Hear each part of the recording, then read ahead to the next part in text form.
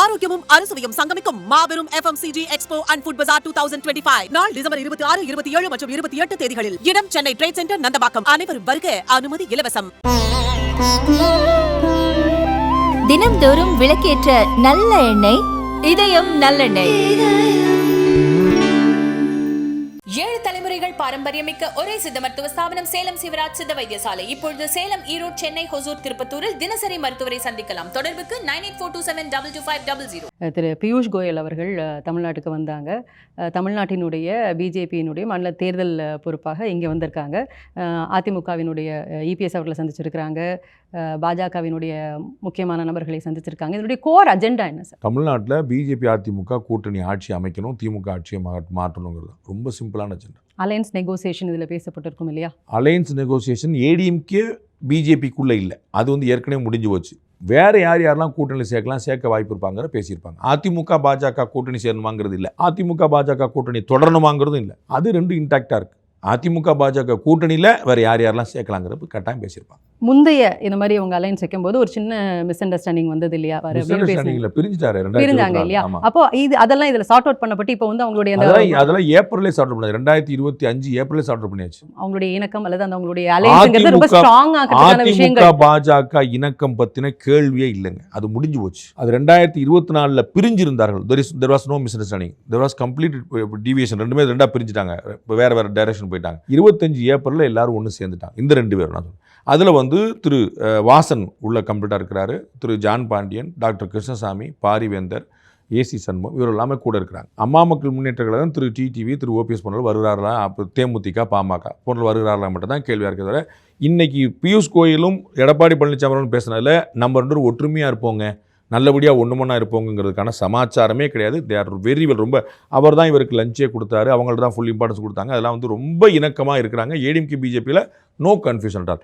காங்கிரஸும் டிஎம்கேயும் கூட்டணி தொடருமா அப்படிங்கிற அளவு கூட கன்ஃபியூஷன் இவங்க இருக்குது. மாநிலத்தில் நடக்கக்கூடிய ஒரு விஷயத்துக்கு மத்தியிலிருந்து பிஜேபியிலிருந்து வந்திருக்காங்கனாக்கா தமிழ்நாடு ஹை ப்ரையாரிட்டியில் இருக்கா பிஜேபிக்கு? காங்கிரஸில் ஒரு 5 குழுவை நியமித்தாங்க.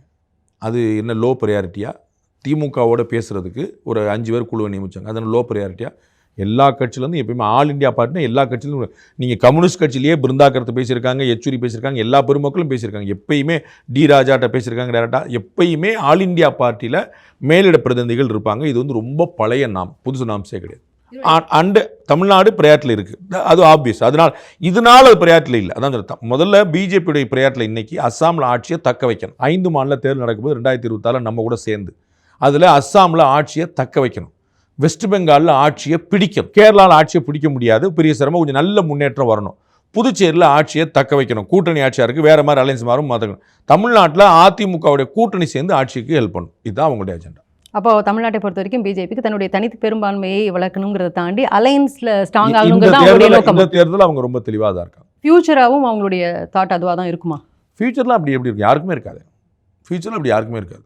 இன்னைக்கு 26 தேர்தல் நம்ம வந்து 2021 ஒன்றா இருந்தாங்கங்க, 24 பிரிஞ்சுட்டாங்க, 26 சேர்ந்துட்டாங்க. ஸோ 29 சேருவாங்களா பிரிவாங்களா அது நமக்கு தெரியாது. அது நான் உத்தரவாதப்படுத்துறது, அவர்களே உத்தரவாதம். 2026 அஜெண்டா வந்து 2026 மட்டும்தான். இந்த மீட்டிங்க்கு அப்புறமாக பெருசாக எந்த ஒரு விஷயத்தையுமே அவங்க சொல்லலை. இது முடிவெடுத்திருக்கோம், இது பண்ண போகிறோம், இவங்க கூட்டணி பண்ண போகிறோம், இத்தனை சீட், இது மாதிரி எதுவுமே சொல்லலை. அப்போது ஒரு முக்கியமான மீட்டிங் நடந்திருக்கு, அதில் எதுவுமே அவங்க சொல்லலைங்கிறது ஒரு ஸ்ட்ராட்டஜியாக? அது ஸ்ட்ராட்டஜியாங்கிறத நீங்கள் வந்து 3 சீட்டு இவருக்கு, 6 சீட்டு அவருக்கு, 1 சீட் கூட இவருக்கு கிடையாது, கூட்டணியில் சேர்க்க மாட்டேன்ட்டாங்க, ஒரு ஸ்பாய்லர்னு பேசுனாங்கன்னு செய்தி போட்டாங்கல்ல, அவங்கள கேட்கணும். என்னங்க ஒரு ப்ரெஸ் ரிலீஸ் வரல, ஒரு பேட்டி வரல, வெளியில் வந்து யாரும் ஒரு வாரத்தோடு சொல்ல, ஒரு கான்க்ரிட்டேஷன் எடுத்த மாதிரி தெரில. நீங்கள் என்னமோ பக்கத்தில் உட்காந்த மாதிரி ஸ்பாய்லர்னு சொன்னார்.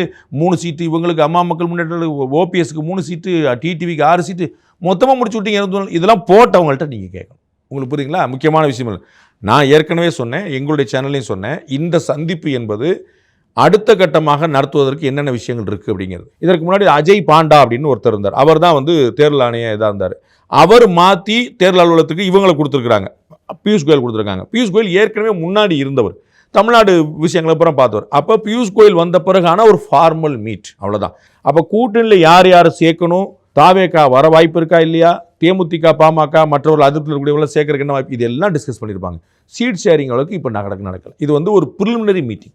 நிச்சயமாக டிடிவி அவர்களை பற்றியோ, ஓபிஎஸ் அவர்களை பற்றியோ, விஜய் அவர்களை பற்றியோ பேச்சுக்கள் நடந்திருக்கும் இல்லையா? ஆமாம். கட்டாயம் நடந்திருக்கும். இப்போ டிடிவி அவர்கள் அப்படின்னு சொல்லும்போது கண்டிப்பாக ஏடிஎம்கேனுடைய ஒரு குறிப்பிட்ட ஓட்டில் வந்து அவருடைய இன்ஃப்ளூயன்ஸ் அப்படிங்கிறது கண்டிப்பாக இருக்குது. அவருக்குன்னு ஒரு ஓட்டு அது இருக்கு. வந்து பெரிய பாதிப்பு ஏற்படுத்துற அளவுக்கு கிடையாது. அவங்க வந்து ஒரு 5%, 8%, 10% அளவுக்குலாம் இல்லை. அவங்களுக்கு வந்து அவங்க இதுக்கு முன்னாடி பல தேர்தல் சந்திச்சிருக்காங்க. அவங்க வந்து 2021 சட்டமன்ற தேர்தல் சந்திச்சவர், 2024 பாராளுமன்ற தேர்தல் சந்திச்சவர், உள்ளாட்சி தேர்தல் சந்திச்சவர். ஸோ வந்து அவர் வந்து தேர்தலை சந்திக்காதவர் இல்லை. எங்கேயுமே அவங்க வந்து ஒரு 3% தொடலை. எங்கேயுமே ஒரு முறை கூட எந்த இடத்துலையும். பட் ஒரு மார்ஜின்னாலுமே வந்து ஒரு பெரிய ஒரு வித்தியாசத்தை ஏற்படுத்தும் இல்லையா? கட்டாயம் அது வந்து ஒரு இழப்பு தான். இப்போ வந்து ஏடிஎம்கேவோட அவரை சேர்க்கறதுக்கான முயற்சி இன்னும் பாஜக எடுக்குமா? ஏன்னா இவர் வந்து பாஜக முயற்சி பண்ணும். பாஜக அந்த முயற்சியில் இருக்குது. அதில் வந்து பாஜக ஒருங்கிணைந்த அதிமுகங்கிறது சாத்தியமில்லைங்கிறது தெளிவாக இருக்குது. அதாவது ஏடிஎம்கேவை சேருங்க, ஏடிஎம்கே ஒன்றா நடத்துங்கன்னு சொல்ல முடியாது. அது உங்கள் கட்சி. நான் வந்து பிகைன் வுட்ஸில் என்ன பண்ணுங்கன்னு நான் சொல்ல முடியாது. சாணக்கியாவில் என்ன பண்ணணும் நீங்கள் சொல்ல முடியாது. பிகைன் வுட்ஸும் சாணக்கியாவும் இணைந்து செயல்படலாம். உங்களுக்கு புரியுங்களா? பட் இதெல்லாம் மாற்றுங்கன்னு I cannot instruct Behindwoods team. Obviously you cannot instruct Chanakya team. அவ்வளோதான். அப்போ அதிமுகவில் ஒருங்கிணையாமல் போங்கன்னு பாஜக சொல்ல முடியாது. ஆனால் ஒரு அலைன்ஸாக வந்து அவங்க ட்ரை பண்ணலாம். அதனால் ஓபிஎஸ் அவர்களையோ திருமதி சசிகலா அவர்களையோ அதிமுக சேர்க்கும் முயற்சி இல்லை. திரு டிடிவி தினகரன் தனி கட்சி ஆரம்பிச்சா அதனால் சேர்க்கறதுக்கான வாய்ப்பே இல்லை. இவர்கள்லாம் சேர்ந்து ஒரு அணியாக்குறதுக்கான ஒரு முயற்சியை வந்து பாஜக தொடர்கிறது. என்டியோட டிடிவியை சேர்க்கறதுக்கான முயற்சி ஏதாவது நடக்குமா? நடக்குதுன்னு சொல்றேன். தாவேக்கல்ல சேர போறாரு அவருங்கிற பேச்சு கூட எல்லாரோடையும் பேசிட்டு இருப்பாங்க. அண்ணன் செங்கோட்டையன் ரொம்ப தெளிவாக சொன்னாரு. நாங்க ஓபிஎஸ் கூட பேசிட்டு இருக்கிறோம், டிடி கூட பேசிட்டு இருக்கோம்னு சொன்னாரு. டிடிவி வேற ஒரு வார்த்தையை சொன்னாரு. கூட்டணிக்கு தலைமை தாங்கும் எல்லா கட்சிகளும் பேசிக் கொண்டிருக்கின்றன சொன்னார். தாவேக்கா மட்டும் பேசிட்டு இருக்குன்னு சொல்ல, எல்லா கட்சிகளும் அந்த ஆப்ஷன்ஸ் எப்பயுமே ஓப்பன் தான். அதை வந்து பாஜக முயற்சி பண்ணிக்கிட்டு இருக்குன்னு நான் சொல்லுறேன். தாவேக்காவும் முயற்சி பண்ணிட்டு இருக்கும், நோ டவுட். ஓபிஎஸ்ஸை பொறுத்த வரைக்கும் எப்படி இருக்கு? ஏன்னா திரு ஓபிஎஸ் அவர்கள் சமீபத்தில் பேசும்போது கூட இபிஎஸ் அவர்களுடைய தலைமைன்னு சொல்ல முடியாது நல்ல அப்படின்னு சொல்றாரு இல்லையா? இப்போ அவரை அதிமுகவுக்குள்ள சேர்க்கறதுக்கான வாய்ப்பு வந்து கதம் அது முடிஞ்சு வச்சு ஏற்கனவே. அது வந்து அதிமுகவே அந்த டோரை க்ளோஸ் பண்ணிருச்சு. இவர்களும் அந்த இடத்துக்கு வர முடியாதுங்கிற இடத்துக்கு இப்போ நகர்ந்துட்டாங்க. முன்னாடி வந்து நாங்கள் தான் அதிமுகன்னாங்க, அப்புறம் அதிமுக மீட்டெடுப்போம்னாங்க. இப்போ அதிமுகவுடைய இணையறக்கான வாய்ப்பு இல்லைங்கிற வந்துட்டாங்க. அது வந்து முடிச்சு இப்போ அதிமுகவோட கூட்டணி தொடர்றதுக்கான வாய்ப்பு இருக்கான்னு எக்ஸ்ப்ளோர் பண்ணுறாங்க. பிஜேபி எக்ஸ்ப்ளோரிங் இட் பாசிபிளாக தான் பார்க்கணும். திரு ஓபிஎஸ் அவர்கள், திரு டிடிவி அவர்கள், திருமதி சசிகலா 3 பேருடைய தனிப்பட்ட எண்ணம் to go with BJP. NDA தான் தனிப்பட்ட. ஆனால் நிலைமை அவங்களுக்கு சாதகமான இன்சல்ட்டை ஏற்றுக்கிட்டு அவங்க போக வேண்டிய அவசியம் இல்லை. படார்னு கதவை சாத்தினாங்கன்னு இல்லை பாஸ் கோச்சுக்கிறாங்க நமக்குள்ளே ஒன்று சொல்ல வேண்டிய அவசியம் அவங்களுக்கு இல்லை. அது வந்து கதவை சாத்தாமல் இருக்கிறதுக்கும் கூட்டணி தொடர்றதுக்கும் ஒரு கேட்டலிஸ்டாக பிஜேபி ட்ரை பண்ணுது. அப்போ பிஜேபியோடைய அட்டெம்ப்ட் வந்து சக்ஸஸ்ஃபுல்லாக வந்துருச்சுன்னா இவருக்கு முன்னாடி இங்கே தொடருவாங்க. ஃபெயிலியர் ஆச்சுன்னா தனித்திருப்பாங்க, இல்லை தாவேக்கா கூட சேருவாங்க. அந்த ஆப்ஷன்ஸ் அவங்க எக்ஸ்ப்ளோர் பண்ணி தானே. இப்போ அவங்க ஒருவேளை தனித்திருக்கிறாங்க அப்படின்னா, அப்போ 3 பேருமே தனித்தனியாக இருக்காங்கிற பட்சத்தில் ஆன்டி இன்கம்பன்சின்னு சொல்லக்கூடிய அந்த விஷயத்தில் ரொம்ப ஃப்ராக்மெண்ட் ஆகிடாதா? ஏன்னா ஓட்டுகள் எல்லாம் இன்னைக்கு வந்து நான் ஒரு ஒன்லைனில் சொல்கிறேன். டிஎம்கேக்கு அட்வான்டேஜ் இருக்குது மீண்டும் வெற்றி பெற. ஆனால் டிஎம்கேக்கு பெரிய அதிருப்தி அலை இருக்குது. அந்த அதிருப்தி அலையை அறுவடை செய்கிற இடத்துல ஏடிஎம்கே பிஜேபி கூட்டணி தான் இருக்குது. விஜய் அவர்கள் திமுக கூட்டணி வாக்குகளை பெருமளவு பிளக்கிறார். அதனால அட்வான்டேஜ் ஏடிஎம்கே அலைன்ஸாக நிற்கிது. அப்போ திருமதி சசிகலாவோ திரு டிடிவியோ திரு ஓபிஎஸோ ஒரு ஓட்டு போனாலும் போனது அதில் வந்து குழப்பம் இல்லை. அது போகாமல் தடுக்கிறதுக்கான முயற்சியை பண்ணணும். அவர்கள் தனித்து நின்னாங்கன்னா எந்த இழப்பும் கிடையாது. அவர்கள் தாவேக்காவோடு சேர்ந்தாங்கன்னா தாவேக்காவுடைய ஓட்டு உறுதிப்படும், பிம்பம் கொஞ்சம் பெருசாகும்.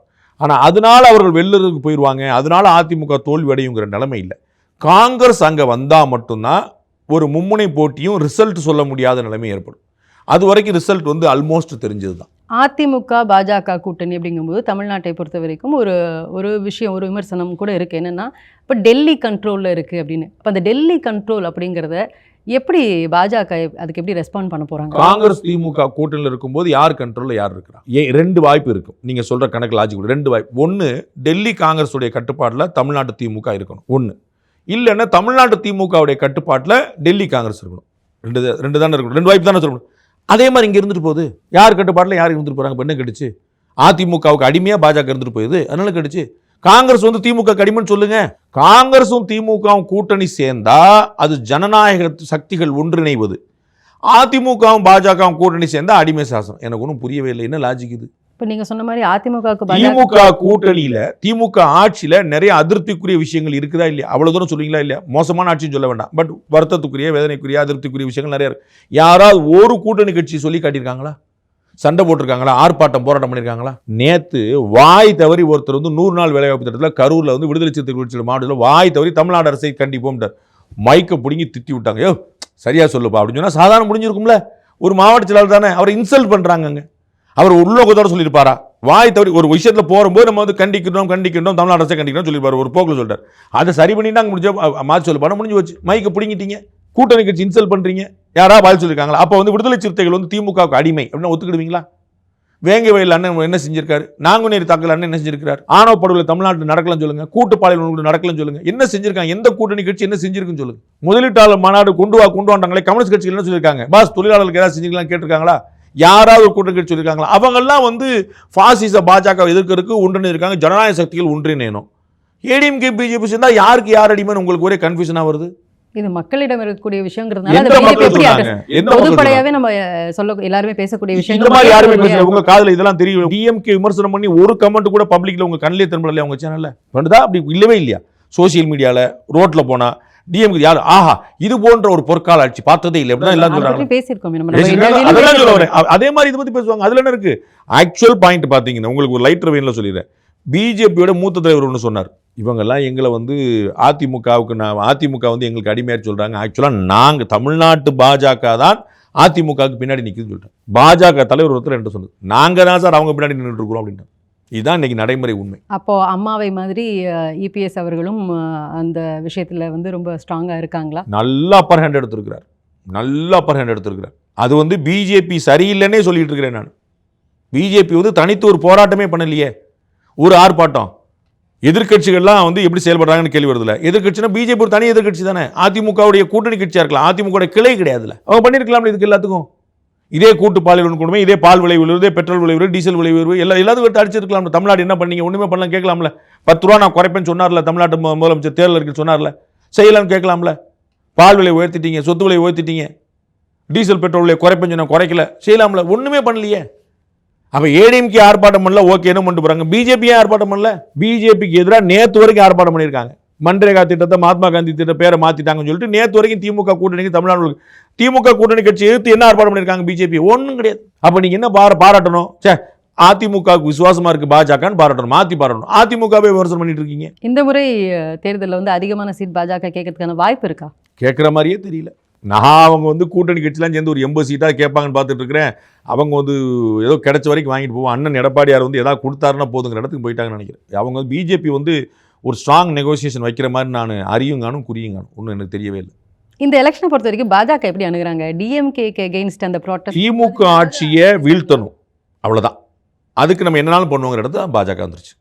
அதிமுகவுக்கு எந்த வருத்தமும் இல்லாமல் நடந்துக்கணும். அதனால தான் இப்போ நீங்கள் கேட்ட கேள்வி எவ்வளோ சீட். இப்போ வந்து போன 2024 தேர்தலில் அதிமுக கூட்டணியை மிஞ்சி கிட்டத்தட்ட 75 சட்டமன்ற தொகுதிகளில் பாஜக கூட்டணி முந்தி இருந்துச்சு.